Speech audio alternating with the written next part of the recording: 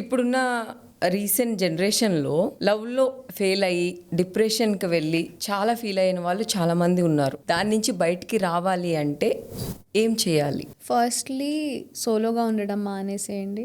ఒకవేళ మీకు బ్రేకప్ గనక అయ్యి ఉంటే, జరగకూడదు ఎవరికైనా, బట్ ఒక్కటే ఆలోచించండి, మీ మమ్మీ డాడీలు మిమ్మల్ని డ్రంకర్డ్స్ లాగా చూసుకోవాలి అని అనుకోలేదు, స్మోకర్స్ లాగా చూసుకోవాలి అనుకోలేదు, మీరు ఏడుస్తూ ఉండడానికి వాళ్ళు మిమ్మల్ని పెంచలేదు. So first thing you have to think about is your parents. వాళ్ళు ఎంత కష్టపడి మనల్ని పెంచుంటారు. సో చాలా ఉంటాయి, వాళ్ళు మమ్మల్ని ఆ పొజిషన్లో అట్లా డిప్రెషన్లో చూసుంటే, అంటే ఈ మధ్య డిప్రెషన్ అనేది చాలా చులకనైపోయింది అందరికి. ఎవ్రీబడి నువ్వు కొంచెం సాడ్ ఉన్నా నేను డిప్రెషన్లో ఉన్నాను, నేను డిప్రెస్డ్ ఉన్నాను అని, పెద్ద పెద్ద వర్డ్స్, స్ట్రెస్డ్ ఉన్నాను అని వాడేస్తున్నారు. But depression is a very huge thing. దాని నుంచి బయటకు రావడం చాలా కష్టం. అదే మీరు మీ ఫ్యామిలీ హెల్ప్ తీసుకొని, మీ ఫ్రెండ్స్ హెల్ప్ తీసుకొని, if you come out of it, there is somebody, ఎవరో ఒకళ్ళు ఉంటారు మీకోసం ఎదురు చూస్తూ. ఈ పర్సన్ మీకు సెట్ అవ్వలేదంటే this person is not made for you అని.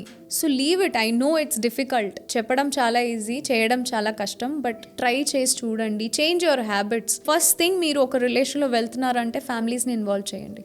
వాళ్ళకి అంటే తెలిసి ఉండాలి మీరేం చేస్తున్నారు, ఎక్కడున్నారు, కొడుకు నా కూతురు సేఫ్గా ఉందని.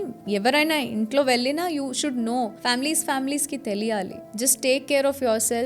ఆ టైంలో, పర్టిక్యులర్ టైంలో మీ గురించి ఆలోచించి, మీ పేరెంట్స్ గురించి ఆలోచిస్తే చాలా మంది లైఫ్స్ బెటర్ అవుతుంది. మీరు ఏ లవ్ అయితే బయట కోరుకుంటున్నారో వాళ్ళు మిమ్మల్ని ఇంట్లోనే ఇవ్వడానికి రెడీగా ఉన్నారు కదా. So take care of your parents instead. మీరెంత బేబీ అని చాక్లెట్స్ ఇవ్వడానికి వెళ్తారో, అదే చాక్లెట్ తీసుకొచ్చి ఫస్ట్ మీ మమ్మీకి ఇవ్వండి, ఎంత హ్యాపీ ఫీల్ అవుతుంది.